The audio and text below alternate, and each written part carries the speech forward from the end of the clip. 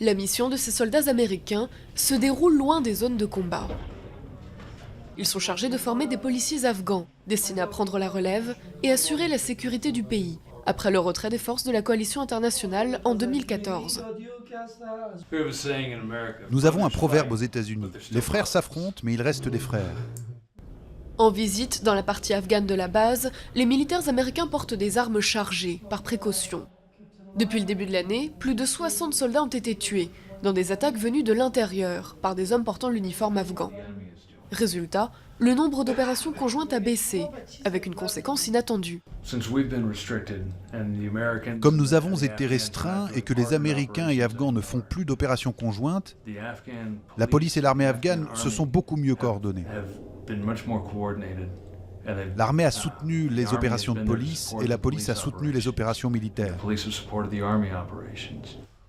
L'armée afghane est un partenaire précieux pour les policiers, face à leur principal adversaire, les talibans.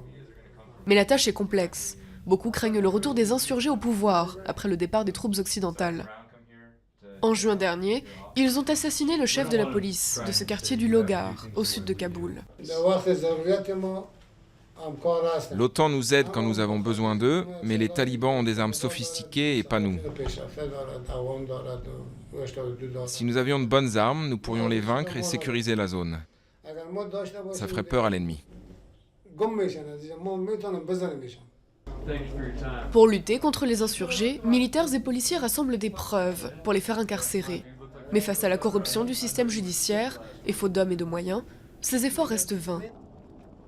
Dans le Logar, les forces de l'OTAN livraient environ 70 détenus à la justice afghane. Aucune peine n'a été prononcée contre eux pour l'instant.